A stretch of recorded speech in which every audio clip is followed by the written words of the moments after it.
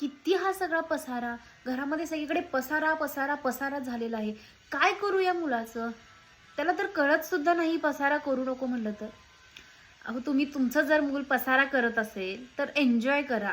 अस्वच्छतेमध्ये आणि पसारा करण्यामध्ये खरंच खूप मोठा फरक आहे, हाच तर मेन लोकांना कळत नाही. तुमचं मूल जर असं सगळे पसारा करत असेल, खेळणी पसरून जर खेळत असेल तर ही चांगली गोष्ट आहे. त्याचे एक डेव्हलपमेंट स्टेजच आहे हा. पण जर तुमचा मुलगा खरंच पसारा करत नसेल तर खरंच ही प्रॉब्लेमॅटिक गोष्ट आहे. घर स्वच्छ असणे, अस्वच्छ असणे आणि पसारा करणे यामध्ये खूप मोठा फरक आहे. पसारा करणे म्हणजे अस्वच्छता नाही. खरंच तुमचं मूल पसारा केलं पाहिजे, त्या सगळ्या खेळण्यांमध्ये खेळलं पाहिजे. त्यासोबत तुम्ही आणखी पसारा वाढवा, सगळे खेळणी मांडून मुलासोबत निवांत खेळा. हा, पण तुम्ही शिस्त लावणे गरजेचे आहे. तुम्ही बाळाला परत त्या गोष्टी त्याच्या त्याच्या ठिकाणी कशा ठेवल्या पाहिजेत, कशी त्याची परत मांडणी केली पाहिजे हे सांगा. स्टार्टिंगला काही दिवस तुम्हाला सुद्धा त्याच्यासोबत हा पसारा आवरायला लागेल, त्याला शिकवलं पाहिजे, तुम्ही आवरलं पाहिजे की बाळ हे असं ठेवायचं, ही गोष्ट इथे ठेवायची आहे.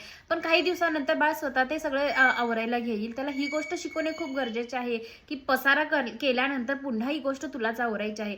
पण बाळाला पसारा करताना अजिबात त्याला काही बोलू नका किंवा त्याला पसारा करण्यासाठी म्हणजे तू घर घाण करतोस म्हणून त्याला खेळायला न देणे किंवा तू लिमिटेड गोष्टींसोबतच खेळणे कारण पसारा घरी होतो, ही गोष्ट टाळा. ही गोष्ट खूप सेन्सिटिव्ह आहे. त्या बाळाची एक डेव्हलपमेंट स्टेजच आहे. बाळ पसारा केलंच पाहिजे आणि बाळ पसाऱ्यामध्ये खेळलं पाहिजे.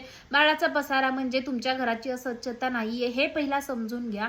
आणि तुम्ही सुद्धा बाळाला पसारा करण्यामध्ये पण आणि पसारा परत आवरून ठेवण्यामध्ये पण खूप मदत करा. आणखी एकदा समजून घ्या, पसारा करणे म्हणजे घराची अस्वच्छता नाहीये. बाळ खेळतंय, पसारा करते तर ती चांगली गोष्ट आहे. बाळाची एक डेव्हलपमेंट स्टेज आहे, त्यामुळे बाळाला करू द्या, बाळाला पसारामध्येच खेळू द्या.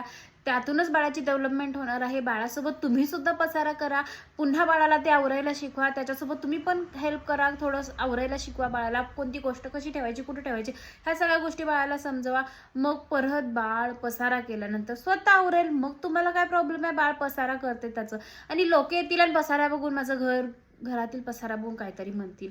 तुम्हाला बाळ महत्वाचं आहे का घरी येणारी लोक महत्वाची आहेत? बाळाला पसारा करू द्या आणि याच पसाऱ्याबद्दल तुमचं काय मत आहे ते मला नक्कीच कमेंट करून कळवा.